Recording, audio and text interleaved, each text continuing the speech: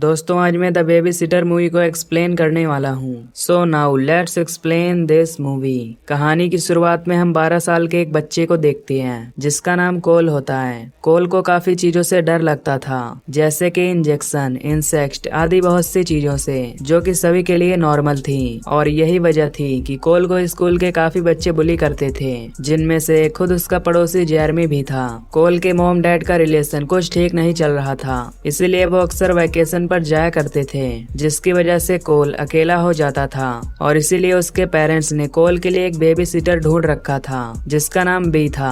B और कोल काफी अच्छे दोस्त थे, लेकिन बी के अलावा कोल की एक अच्छी क्लास फ्रेंड भी थी जिसका नाम मेलेनी था, और वो भी उसकी पड़ोसी थी। अब ऐसे ही एक बार कोल के पेरेंट्स बाहर जा रहे थे और बी को कोल का ख्याल रखना था। अगले दिन जब कोल स्कूल जा रहा था तो मेलेनी उससे कहती है कि बेबी सिटर रात में बच्चों को सुलाकर अपने बॉयफ्रेंड या गर्लफ्रेंड को घर बुलाती हैं ताकि उनके साथ फिजिकल एंजॉय कर सकें। इस बात पर कोल डिसाइड करता है कि आज रात वो जग कर बी पर नजर रखेगा। अब कोल बेबी सिटर को काफी लाइक करता था, इसलिए वो नहीं चाहता था कि कोई दूसरा आकर उसके साथ रिलेशन बनाए। अब घर आने के बाद कोल बी के साथ खेलता है और उसके साथ डांस करता है। अब ये दोनों साथ में डिनर करके मूवी देखते हैं। फिर जब रात के 11 बज जाते हैं तो कोल के सोने का टाइम आ जाता है। तभी सोने से पहले कोल मेलेनी से चैट करता है। मेलेनी उसे याद दिलाती है कि आज रात तुम्हें नीचे जाकर उस पर नजर रखना है, क्योंकि तुम्हारे सोने के बाद ही वो ये सब करेगी। तभी बी कोल को पीने के लिए ड्रिंक देती है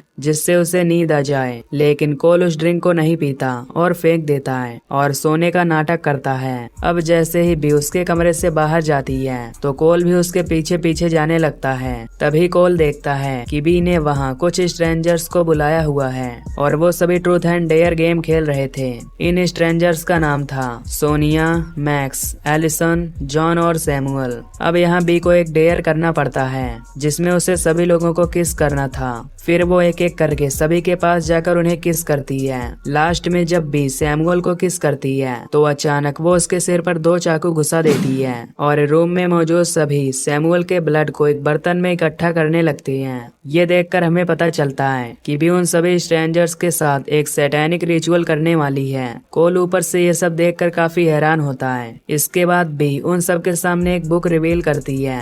बी कहती है कि ये एकमात्र ऐसी बुक है जो कहीं भी नहीं मिलेगी, यानी कि एक इकलौती बुक है। अब बी उस बुक में कुछ लाइन पढ़ती है जिसमें लिखा होता है कि इस किताब के एक वर्ष को पढ़ते वक्त उसे बलि दी गई आदमी के ब्लड को इस बुक पर डालना होगा। ऐसा करने से इस कमरे में मौजूद सभी लोगों की कोई एक इच्छा पूरी हो जाएगी, लेकिन इस पूरे प्रोसेस को कंप्लीट करने के लिए उन्हें एक मासूम बच्चे का भी खून चाहिए होगा, और वो मासूम बच्चा कोल ही होने वाला था। इधर कोल ये सब बातें सुनकर काफी डर जाता है और जल्दी से भागकर अपने रूम में जाता है और 991 पर कॉल करता है और फिर वहीं सोने का नाटक करने लगता है। कुछ देर बाद वहां बी अपने दोस्तों के साथ आती है और एक इंजेक्शन के जरिए कोल का कुछ ब्लड बाहर निकालती है। कोल सिरिंज से काफी डर रहा होता है, लेकिन फिर भी वो उन सब के सामने सोने की एक्टिंग करता है। दरअसल बी ने कोल के ड्रिंक में कुछ दवाई मिला दी थी ताकि कोल 8 घंटे के लिए सोता रहे, लेकिन क्योंकि कोल ने ड्रिंक पिया ही नहीं था इसीलिए वो अभी जग रहा होता है। खैर, ब्लड लेने के बाद बी सभी के साथ नीचे चली जाती है और इसके बाद कोल वहां से भागने का प्लान बनाता है। कोल कुछ कपड़ों को एक दूसरे में बांधकर विंडो से नीचे लटकाता है, लेकिन उसके भागने से पहले ही वहां बी आ जाती है। अब कोल का ब्लड निकलने की वजह से वो वहीं पर बेहोश हो जाता है। फिर जब कोल की आंखें खुलती हैं तो वो खुद को एक चेयर में बंधा हुआ पाता है जहां उसके सामने बी और वो सारे स्ट्रेंजर्स होते हैं। कोल उन सबको देखकर अनजान बनने की कोशिश करता है कि जैसे उसने कुछ भी नहीं देखा है। अब बी कोल को बताती है कि वो उसके साथ क्या करने वाली है,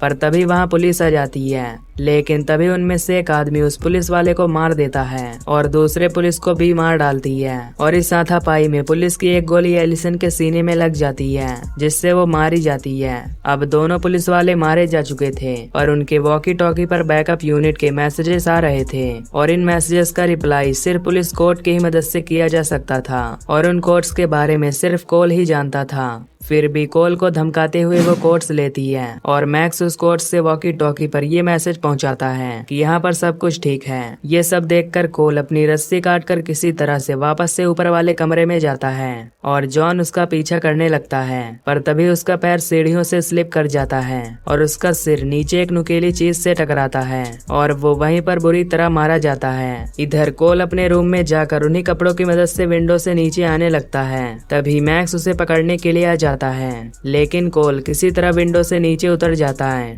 नीचे आने के बाद कोल अपने घर के नीचे वाले बेसमेंट में जाकर छिप जाता है, जहाँ पर बहुत सारी चींटियां होती हैं, पर कोल यहाँ भी अपने डर पर कंट्रोल कर लेता है। सोनिया कोल को ढूंढते हुए वहाँ पहुँच जाती है और बेसमेंट के अंदर जाकर उसे ढूंढने लगती है। तभी कोल उसके तरफ फायर रॉकेट छोड़ता है, लेकिन सोनिया किसी तरह उस रॉकेट से बच जाती है। लेकिन कोल बड़े ही चालाकी से सोनिया को वहीं पर लॉक कर देता है और उस पर बग स्प्रे छिड़क देता है। अब आग और उस स्प्रे के आपस में मिलने से एक जोरदार ब्लास्ट होता है, जिसमें सोनिया भी बुरी तरह मारी जाती है। ब्लास्ट की आवाज सुनकर मैक्स वहां जाता है, जो कोल को देखता है। मैक्स कोल का गला दबाकर उसे मारने की कोशिश करता है, पर तभी कोई उसके घर के ऊपर अंडे फेंकने लगता है। मैक्स उससे पूछता है कि ये कौन है जो तुम्हारे घर पर अंडे फेंक रहा है। कोल उसे बताता है कि वो उसका स्कूल फ्रेंड जेरमी है, जो उसे चिढ़ाने के लिए रोज उसके घर पर अंडे फेंकता है।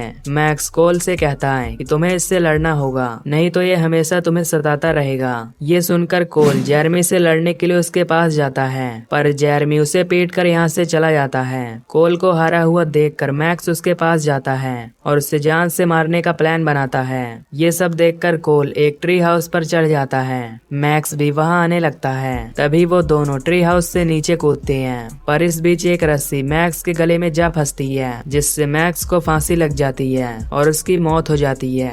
तभी भी उस पर शॉट गन से गोली चलाने लगती है।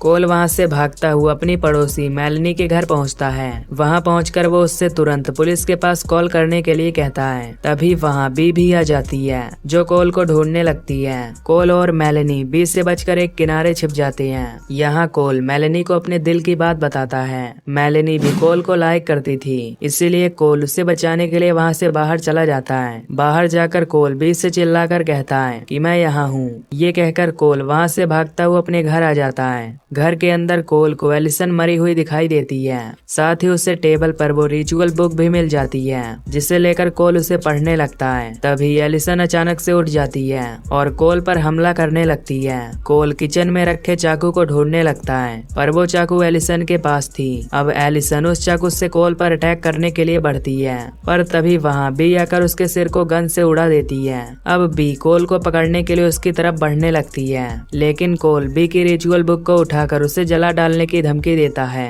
अब क्योंकि ये बुक सिंगल थी, इसीलिए बी कोल को न मारने के लिए तैयार हो जाती है। फिर कोल बी से पूछता है कि तुम मुझे क्यों मारना चाहती हो। इस पर बी कहती है कि उसने रिचुअल के समय शैतान को एक बच्चे की बलि देने का वादा किया है, जिसके बदले में उसे वो सब कुछ मिलेगा जो उसे चाहिए। यहाँ हमें ये भी पता चलता है कि बी ने इस रिचुअल को पहले भी कई बार कर रखा है और कोल पहला इनोसेंट बच्चा नहीं है जिसको बी ने इस रिचुअल में फंसाया है। बी कहती है कि अगर तुम पुलिस को बुलाकर उनसे ये कहो कि बाकी लोग कातिल थे और बी बस उसे बचाने में मदद कर रही थी, तो मैं तुम्हें जिंदा छोड़कर इस शहर से चली जाऊंगी। पर कोल गुस्से में उस बुक में आग लगा देता है। बी उस आग को बुझाने की कोशिश करती है और कोल वहाँ से बाहर आता है। बाहर आकर कोल मेलनी के डैड की गाड़ी चुरा कर तेजी से सीधा उसे अपने घर में ठोक देता है, जिससे बी गाड़ी के नीचे दब जाती है और बी के न चाहते हुए भी वो बुरी तरह मारी जाती है। अब कुछ देर बाद यहाँ कोल के पेरेंट्स और पुलिस भी आ जाती है, जिसके बाद यहाँ सब कुछ नॉर्मल हो जाता है। कोल और मेलनी दोनों साथ मिलकर काफी खुश होते हैं। साथ ही कोल ने ये प्रूफ कर दिया होता है कि उसने अब अपने डर पर कंट्रोल कर लिया है, इसीलिए अब उसे किसी बेबी सिटर की जरूरत नहीं है। इसके बाद हम एक फायर फाइटर को देखते हैं, जो कोल के घर के अंदर चेक करने आया हुआ था। तभी हम देखते हैं कि बी कार के नीचे नहीं होती है। अचानक बी एक नाइफ से उस फायर फाइटर पर अटैक कर देती है, जिससे हमें पता चलता है कि बी अभी जिंदा है। और इस मूवी का पार्ट 1 यहीं पर खत्म हो जाता है। तो दोस्तों, अगर आपको इसका सेकंड पार्ट चाहिए तो कमेंट में जरूर बताना और चैनल को सब्सक्राइब करके बेल नोटिफिकेशन को भी ऑन कर लेना।